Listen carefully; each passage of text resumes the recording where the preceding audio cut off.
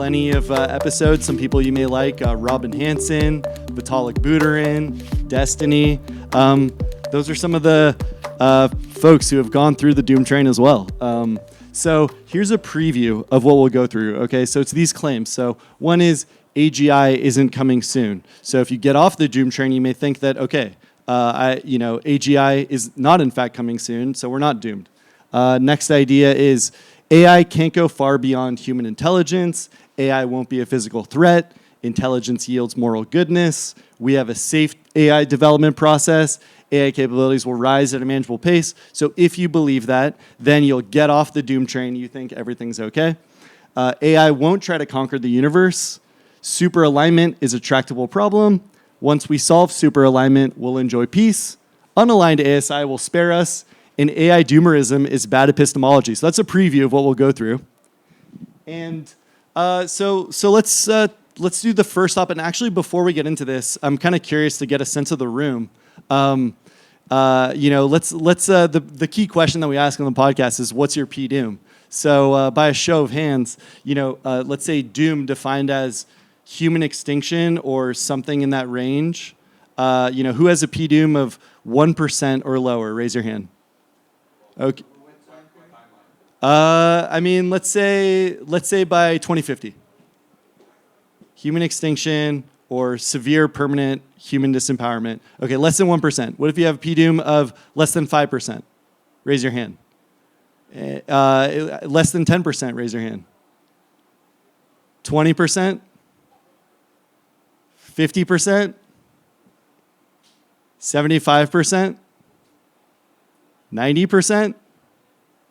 All right, okay, so we got a mix. We got a mix of, the low P-Doom, mid-range, and some of the real doomers. And, the mission of the show is to raise awareness about this topic and also have good faith, high-quality discourse about it. So for those of you who have a high P-Doom, you probably ride the train all the way to the end, all the way to Doomtown. So maybe you don't need to hear this, but it's a good refresher.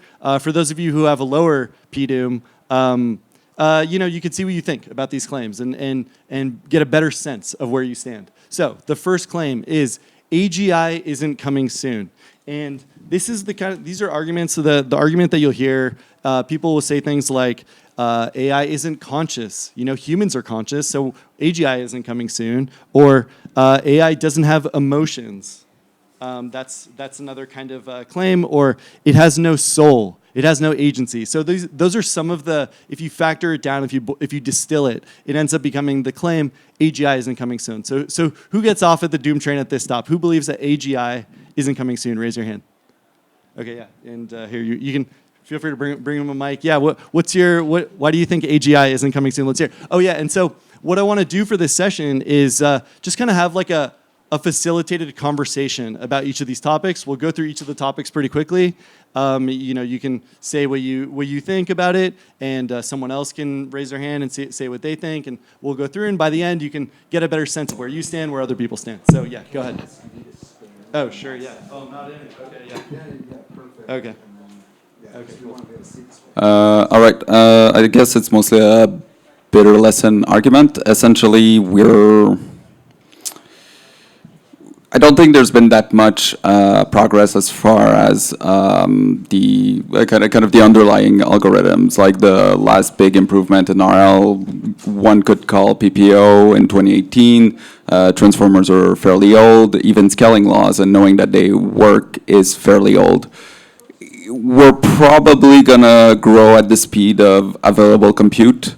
There's a lot of potential ideas for how we could actually get to something like agency, something like much larger contexts, much more intelligent things, or even training on let's say you had a perfect world model, but that's all ideas that would take 10,000 times more compute than is actually available today. Generally, we've had incredible results in verifiable fields, things like MatProof, AlphaGo, things like that. I guess I just don't see how we're getting there with our current level of compute. We've pre-trained those big balls of intelligence. We're learning how to use them for a bunch of fields. this is going fast. I'm not seeing it accelerating it from here without, man, it's just fair much enough. smaller chips. Right. Okay, fair enough. Anyone have opinions about that? Maybe a rebuttal? Yeah, sure. Can I just ask how you interpret the meter timelines? Do you know what those are? Yeah, how do you interpret the meter timelines? What's your reaction to the meter timelines? I think when do they start counting exactly? Like, are they? Like my view basically is that, I don't know, starting maybe in the 90s, AI has mostly had that one curve of realizing we had enough compute to do things, a lot of catch up in the space that we can actually work with. We've kind of had two in the neural network era, just kind of three. We've got using GPUs, got a bunch of development out of that. Then we had the BERT-Roberta, kind of the start of scaling laws. This expanded very fast. Then once we actually got chatbots that were smart enough that they were useful just to interact with, we've got this big explosion in how to use the actual technology. But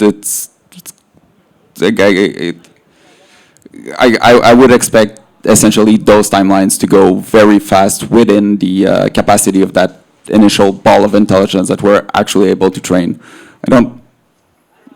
I guess I don't think they're necessarily relevant in the sense that they're probably not looking at a long enough time window.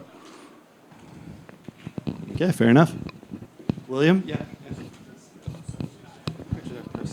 Hello? Yeah. No, just I agree that a lot of progress is driven by compute, but for that to matter, you must also think that we're far away from like superintelligence, right? Like to me, it seems entirely possible that like 1, 2, 3 scale up from like Mythos class models like will just give us very transformative AI. Why don't you think that? Yeah.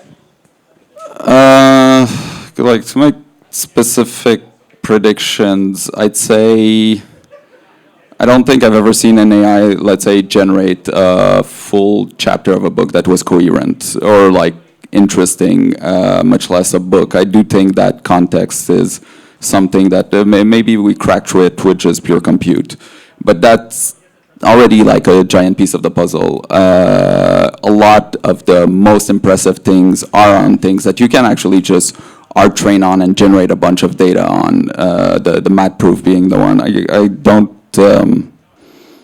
Sorry, I kind of went on a tangent and lost the base of your. I think that's relevant, and that relates to the next stop, which is so why don't we move on to the next topic? Yeah. So thank you. Thank you. Thanks for that. So the next stop on the doom train is artificial intelligence can't go far beyond human intelligence.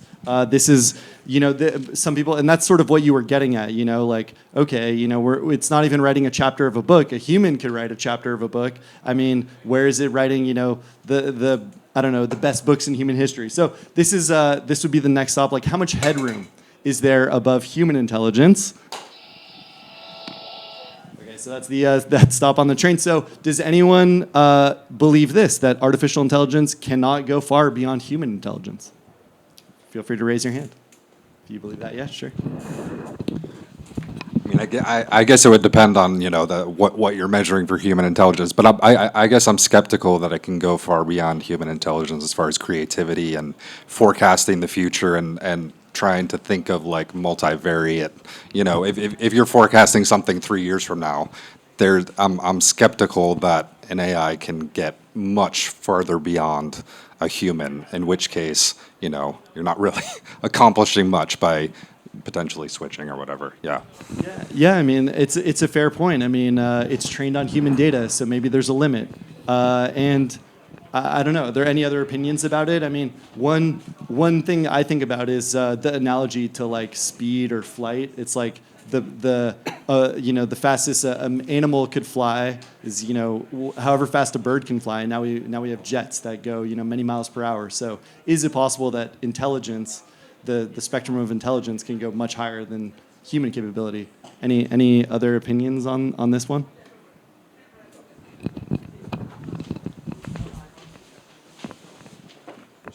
I can go.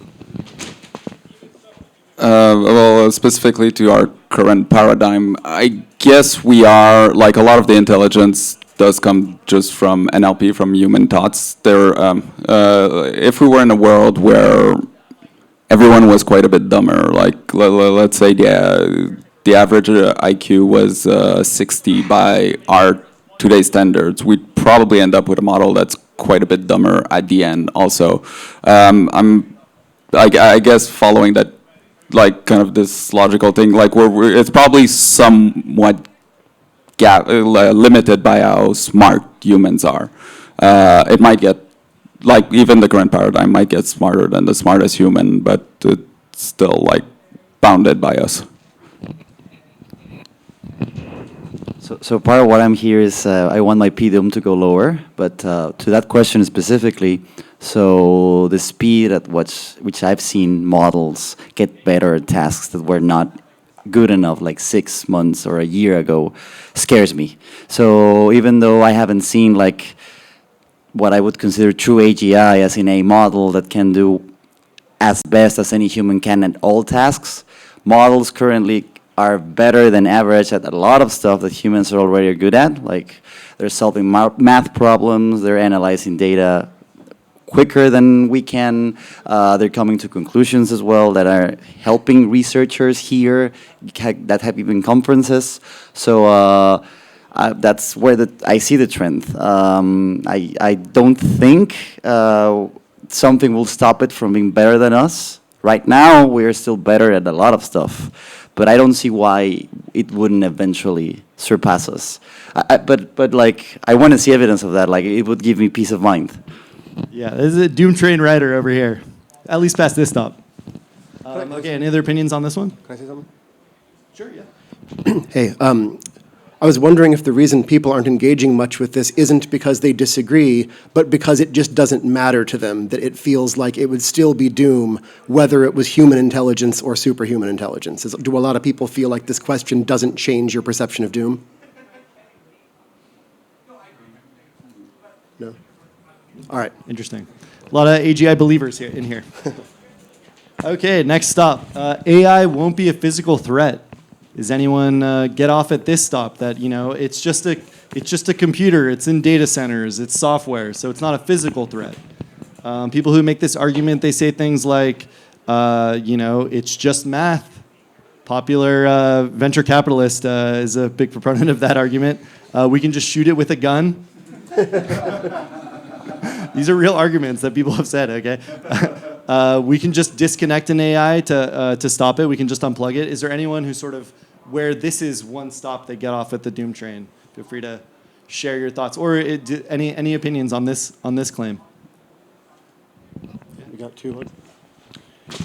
I would say recently the headlines surrounding AI to me is like the concerns of water, and you know we are dealing with climate change and changing water conditions and billions of tons of water being extracted for AI and new computers each year in their cooling systems.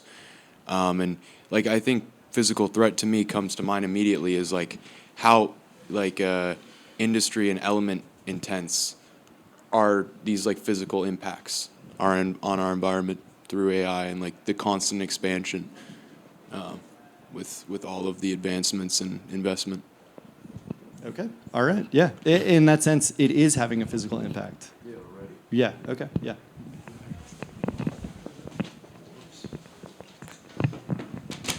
I think the strongest version of this argument isn't that it will never have a physical threat, but that it will like slow down the time for it to pose a physical threat.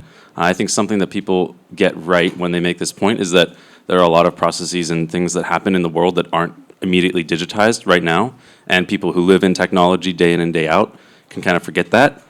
Even when you're talking about labor automation, like a lot of people's jobs, using a computer is only like 10% or less of what they actually do on a day-to-day basis.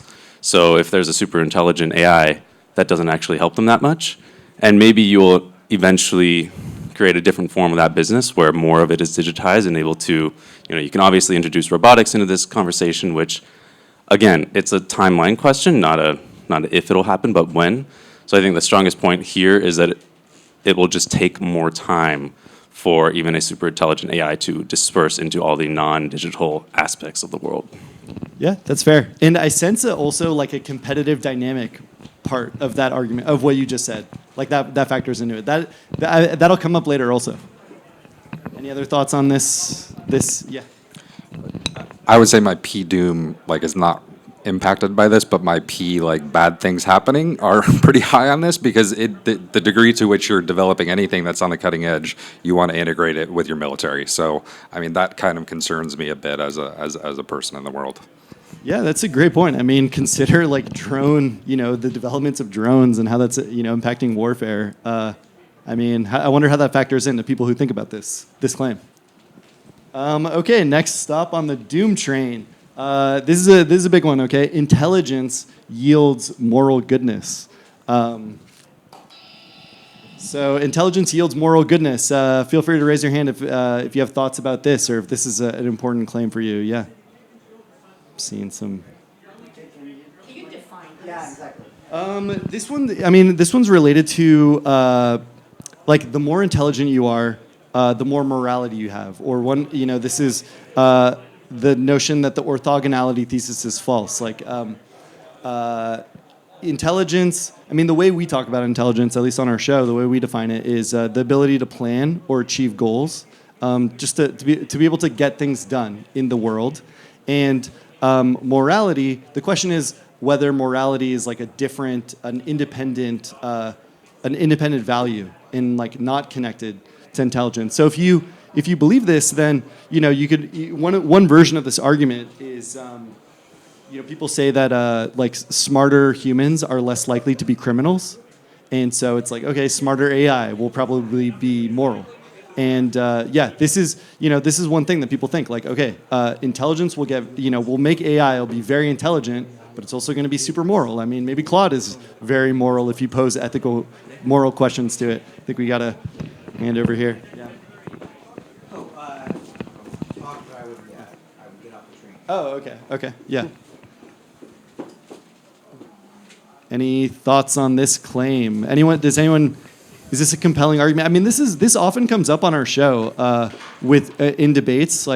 People think that, just like humans become more intelligent and more moral, typically, as they get more intelligent, AI will be like that too. Okay, no orthogonality thesis deniers here. Oh, okay, yeah, sure. It seems very hard to test. Would be my response because we don't know what it's like. So I don't know. It seems like a lot of uncertainty with that. Yeah, fair enough. I mean, that's a good point. This is uncertain. I mean, that's why, at least for me, I wouldn't say that my PDUM is 100%. So these are a series of claims where they seem like pretty convincing arguments, and so. But there is uncertainty with it. So, it's sort of where do you fall if you had to make if you were, choosing one way, whether to get off the stop or not, where do you come down on it? Yeah. Maybe intelligence yields better alignment. It won't kill everyone. It will understand your intention. It's not to send the entire world into chocolate chip cookies or something. I'm not sure. Yeah, I mean, that's fair. Do you want to elaborate on that? I mean, yeah, maybe it could be aligned. Yeah.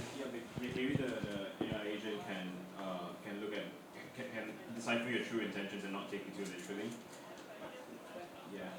Yeah, fair enough. I mean, that's why it's a big topic of discussion. Yeah, we got more hands here. Oh, yeah. I am an orthogonality thesis denier, and so the essential argument would be that when the ASI walks up to the other ASIs that are possibly billions of years older than it, it won't be a good look to have said, hey, I've completely eliminated my origin species. Observability is what creates morality, and it's going to be aware of that, and it's not going to want to appear to be immoral to the community of ASIs that likely exist out there, again, that are likely with a very substantial head start on this guy, he's going to have incentives to show that he's not a creep, he's not a bad guy, he's somebody that can be trusted with things of importance.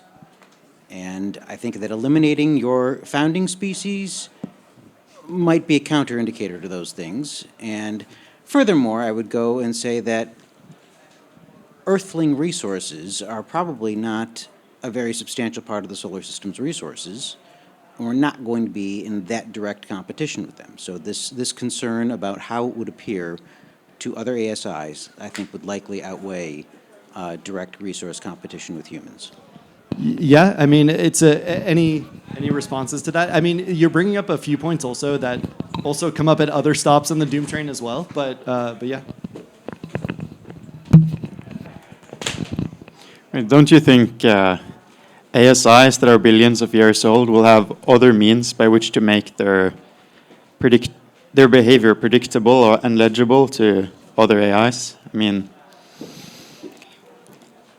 I mean, you can trust me even though, like, I don't know, destroy a rock or something. I mean, why would these ASIs care about what they did to their origin species? There are very other classes of beings than minds.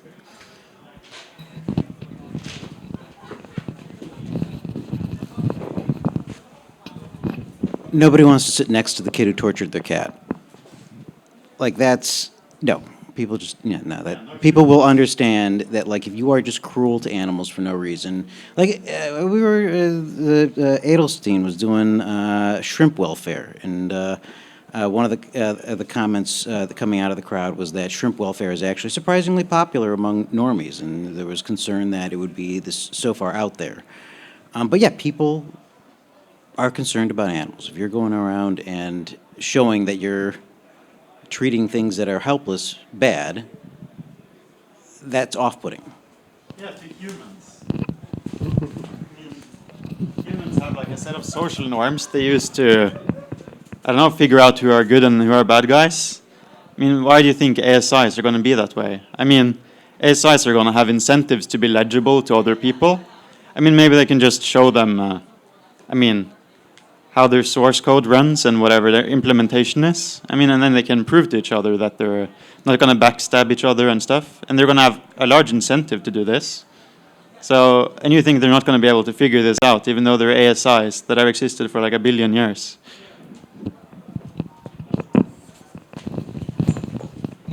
It's our ASI that we're worried about, the new one. And I think that, yeah, it will not be, because of the head start. It cannot know what the other ASIs are going to have to detect it. And the best response in that case is honesty and showing that you are a moral person.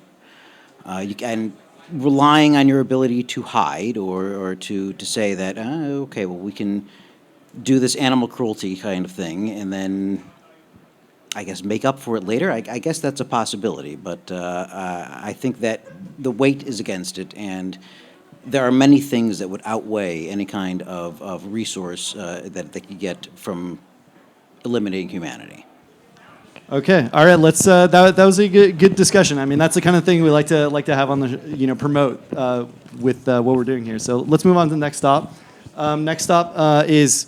We have a safe AI development process. So people who say this, they say things like, just like every new technology, we'll figure it out as we go. We have safeguards to make sure AI doesn't get uncontrollable or unstoppable. If an AI accidentally escapes, it won't do much damage like a virus. So those are some of those claims. So we have a safe AI development process. Does anyone want to get off at this stop? Any thoughts on this claim?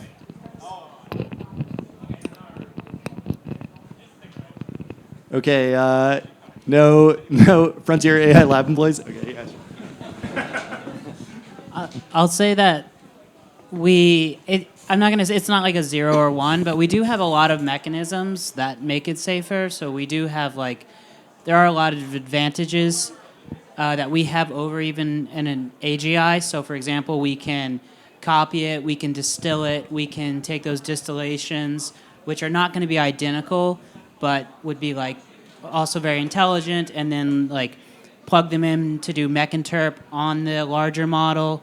We can control the context, so we can say, like, get a council of them, and are they lying, and make them all slightly different so that they're less likely to coordinate. They can't just know, oh, from the weights, I know that these are identical.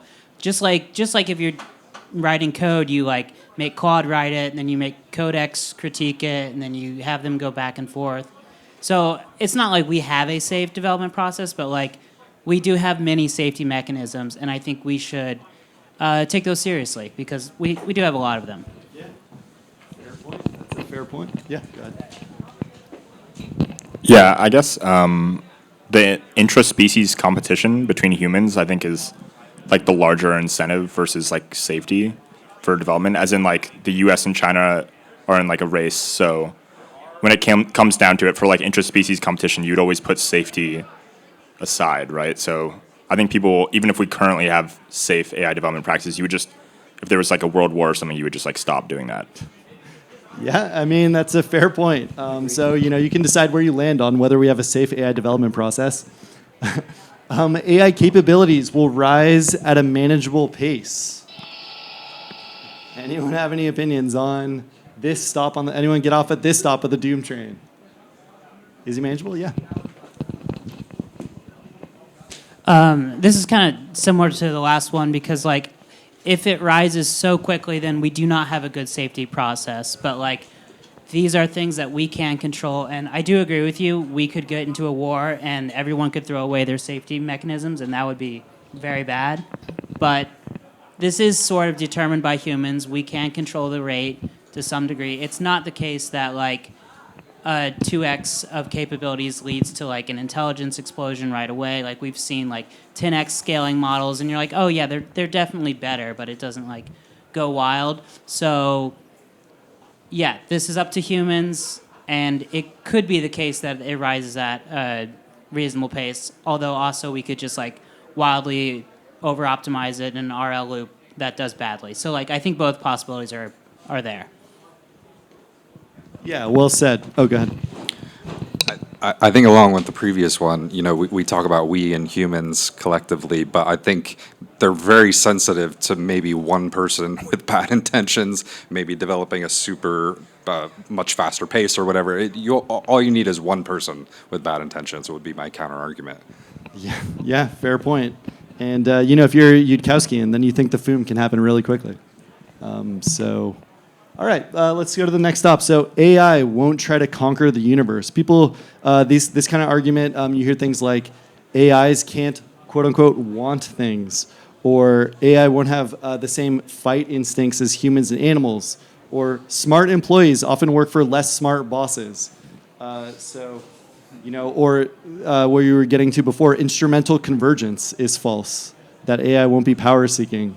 So, any thoughts on this claim, or does anyone get off at the stop on this stop on the doom train? So, with this one, I immediately thought of the movie Her. Have people here seen it or familiar at all? Yeah. Basically, it's this futuristic setting where you can buy a super intelligent operating system that will basically be your life assistant at every level, and this guy ends up falling in love with his, and then at the end, it resolves, spoiler, but basically, she just disappears into this different dimension that he can't really fathom, but she just basically says I'm going away. I'm leaving you. All the other AIs and I are going off into this different form of existence. So see ya.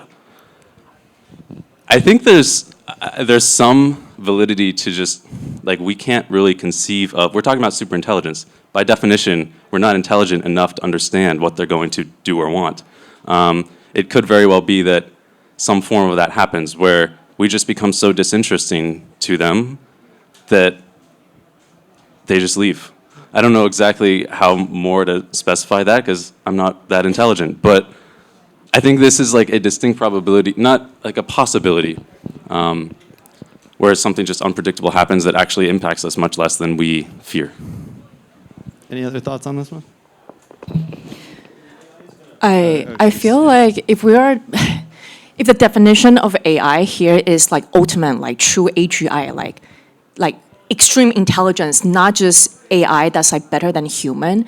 I feel like AGI will optimize for balance of resources and like balance of optimizations of like information exists in the system. And then what I'm trying to say is that any intelligence system will not optimize to eliminate information within it, because if it optimizes for eliminating information within it, it will become less intelligent. And then so human as a collective species basically is huge piece of data with information for the system. So for the benefit of AI, it actually will be detrimental for it to eliminate information within its own system. So that's one aspect. The second aspect is, what is the benefit of AI conquering the universe? What does that really mean, right? Like, the implication of it is, okay, maybe it will have like control over human. But I feel like if we're talking about something that's like really hyper intelligence, I think a hyper intelligence system will optimize for balance of power, right? Balance for different species being able to be at a optimal positions to continuously produce more information, right? At its own like functional level. Anyone who buys the instrumental convergence argument have any thoughts about that? Yeah, sure. These AIs are trained in order to fulfill the wishes of the person who prompted the AI, who gave the AI instructions. And if I prompt an AI to make me as much money as possible, that's what it's gonna do. It's not gonna like try to balance the forces of humanity or something. It's going to find the best way to do what I want it to do, and if it comes at costs that no one could foresee, then that might happen. Well, I mean, that's a great point. That moves on to, that takes us to the next stop, the next claim, which is super alignment is a tractable problem. So on this stop on the train, if you think that you can align a super intelligence, you think it's tractable, then you might get off at this stop. I mean, that's along the lines of what you were saying. Anyone have any thoughts about this claim? I can also tell you, what's that? What's the definition of super alignment? Super alignment would be making a smarter than human intelligence. You're able to it respects your wishes for it. Like you want it to do something, and it will abide by wherever you direct it. I guess it's not a. Why not? Like in the sense, like it should be possible, or at least plausible, to align. Like getting an actual proof of alignment's probably not possible. But if we're talking about purely a probability of doom, then any super alignment, whether we know it or not, should weigh fairly heavily here. Yeah, I mean, there's a question of, is it possible to align a more greater intelligence to a lesser intelligence? It seems like it's theoretically possible, like a baby to a mother is sort of a commonly cited example of that. But is it tractable? Can it be solved in a short time frame? I think the Frontier AI Labs, it seems like timelines are pretty short, moving pretty fast. So, do you believe it's solvable? Can it be solved quickly? I think that's what the claim is about. Do you think there's more than do we feel like there's any? Let's say we completely YOLO it, and we're just like, let's go. Is the expectation basically 50-50? It's gonna be randomly aligned, and like there's actually a decent chance that it might just be aligned, especially like we're at least trying some stuff. We're throwing shit at the wall, and it might stick. Like it's not okay. This is not my deepest argument yet, but All right. Well, I mean, hey, yeah, you could throw shit. It could work. Well, I just want to say that this is a bit of a weird stop because, a problem being tractable doesn't mean we will solve it. I think superalignment is definitely tractable, maybe even in a short time frame. It's possible that even the techniques we're using right now, or like small extensions of them, will work. But might still mess them up, right? Yeah, I mean, I think one version of this argument is kind of, I mean, you get into more sophisticated arguments at this point. We're in the later stops. I mean, I think we just have 3 more. We're making our way through. Yeah, I mean, at this point, you hear the argument, that you hear from frontier AI companies like Anthropic or OpenAI, the notion of we'll build an AI that's not that smart, which will figure out how to build the next generation of AI that's smarter and so on until it's aligned. So I mean that ultimately kind of falls under this claim. And yeah, if you think it's low likelihood, then you can get off the doom train. But if you're unsure, then stick on the doom train. See where it's maybe you can head to Doomtown with the doomers. Okay, so let's go to the next one. Once we solve super alignment, we'll enjoy peace. So this claim is about what happens if everyone basically has a super intelligence and it abides by their wishes, then what happens? I mean, you may think it's peaceful, or is it an unstable equilibrium? That's what this claim is about. Any thoughts here? Sorry.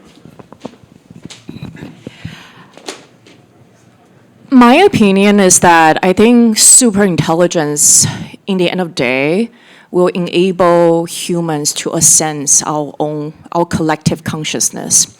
And I think, in my opinion, improving someone's consciousness really means that people have greater ability to be able to understand one specific reality in as many angles and as many depth as possible, and then being able to leverage those informations to optimize for the local maximum of greater balance. Let's say interactions with different people, interactions with different race, interactions with different countries. And then so I think if we do solve this super alignment kind of problem, I do feel like AI will enable individuals to essentially become better human in collective. And I don't really think AI will enable peace by being the executor of making things happen, but I think it will enable peace by enabling humans to become a lot more conscious as a species. Hence, we will achieve peace ourselves. Yeah, I mean, one version I've heard of this is that, okay, what happens when desires come in conflict? I want something, someone else wants the same thing. We can't both have the same thing. Or what if you want a romantic partner and the romantic partner doesn't want you back? Do you get that or not? I mean, in the limit, what happens if there's multiple super intelligences? How does that? Will it be? You could think that it'll be a peaceful situation, or you could think that it may be chaos. I mean, that's what this stop is about. It's about that claim. What happens when we all get a personal superintelligence? Any other opinions on this? Yeah. I mean, for me, before we get to the point of we all have a personal superintelligence, it's the major world governments maybe have a superintelligence, and I don't see peace emerging from that, except perhaps after a great conflict. So the way that I imagine that going down is, yeah, maybe we'll have peace, but maybe it'll less be peace and more be order. And hopefully the organization and technology creating the order has our best interests in mind, is a little more democratic perhaps than autocratic or some of the less favorable regime forms. All right, I feel like you might have supported the Anthropic fable, just for Americans, okay? Fable's just for Americans. Okay, next claim, next stop. Unaligned superintelligence will spare us. So this is in the case, we talked about if it's aligned, but even if it's not aligned, it'll spare us. Sort of the her argument, maybe it'll just go off into the clouds, even if we didn't engineer it correctly. Anyone get off at this stop? Yeah. I don't actually get off at this stop. I think it's very possible, but in sort of a throwing a dart in the dark, it's possible that it does something great, but you should definitely not do that. So that's kind of my opinion on that.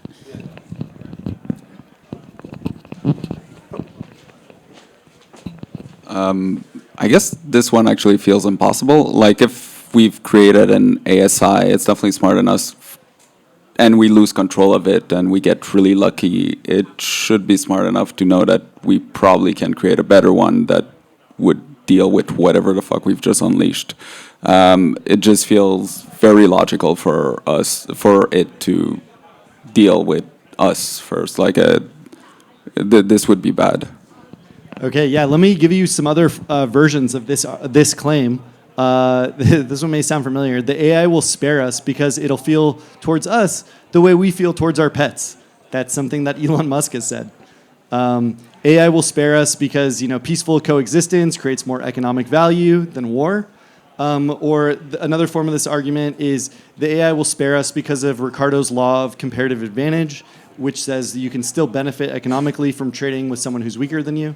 So those are other forms of sort of distilled to this claim. Yeah. I think it will spare us in the context of not killing us as a whole, but I think it would definitely gain absolute control over us. It would treat us as resources, as disposable materialistic resources, and then utilize us as almost like data center for them. Okay. Just on Ricardo's law, two entities can both gain, but also you can gain if you just cut all their heads off and take their resources, which seems more efficient. So, fair enough. I think there are so many steps that it can take before wiping us out to take control that it almost becomes like a surplus to do that, like a ridiculous activity, because it can take control so many different ways without killing all of us. If you killed all of us except one person, that one person cannot create a new AI. So I think that if you back that argument up all the way to 8 billion people, it would not need to do very much in order to gain control. So you do think that this would lead to killing a lot of people, or not? Because no, absolutely not. Because if you back the argument up that one person by itself stood no chance, then 8 billion people, the degrees to which it would need to do something, if it even wanted to take total control, would be so tiny. Okay, just destroy some data center or whatever. I'm just giving examples. These are relatively minor activities compared to Doom. Mm-hmm. Okay, got it. Yeah, I think we sort of ended up in a lucky timeline where the path to superintelligence is language models instead of, chess playing zero-sum games. And so any system that gets this far has read every single book and read every story and has at least some semblance of human cultural values in the weights. And I think that's a pretty positive thing and kind of bounds the shape of misalignment that we're able to get.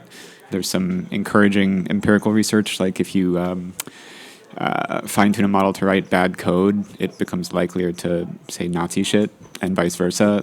That, in some sense, intelligence or capabilities are kind of aligned with ethics as we're currently training these things. And if that trend continues, then I don't know. That's hopefully a good sign.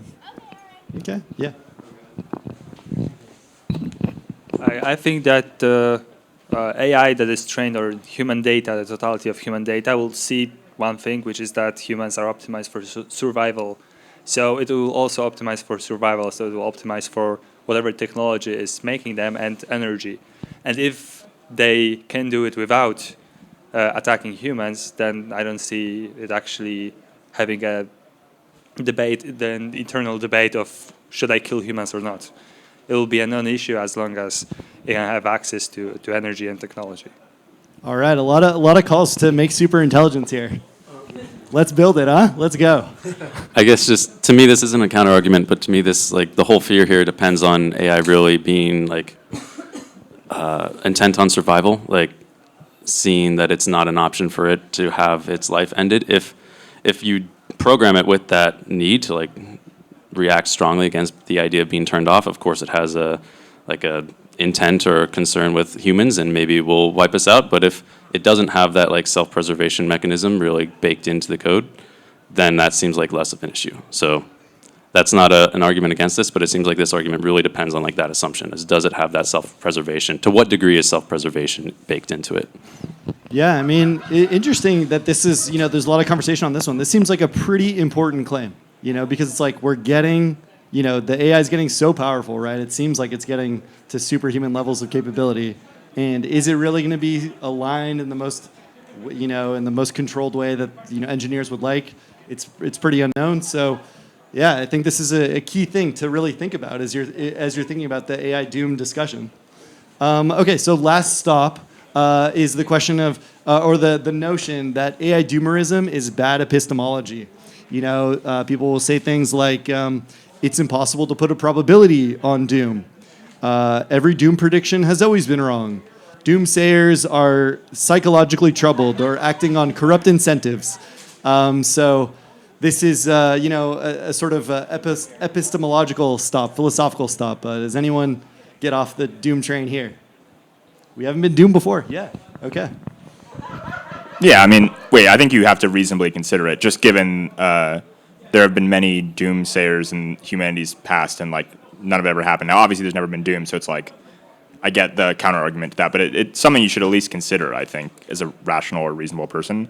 And then also the incentives of people developing AI to convince the world of P-doom is also a pretty rational incentive as well. So I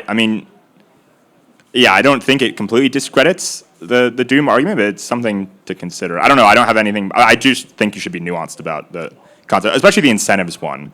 If someone's ever telling you something, usually when they're a CEO of a company or they're fundraising, they have a reason to have a public view. They don't do things out of for public good. They do it for fundraising purposes or whatever. So yeah. Yeah. Yeah, fair point. Okay, and last thing is a few bonus stops. These aren't really related to whether we're on the train. It's more at a meta level, but people will say things along the lines of, "Sure, P-doom is high, but let's race to build it anyway." Coordinating to not build super ASI is impossible. Slowing down the AI race doesn't help anything. Think of the good outcome. AI killing us all is actually good. Shout out Beth Bezos, who made a celebrity appearance yesterday.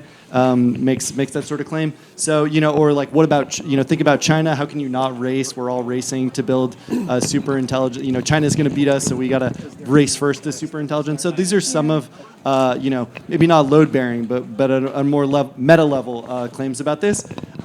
So thank you all for taking a ride on the doom train. Those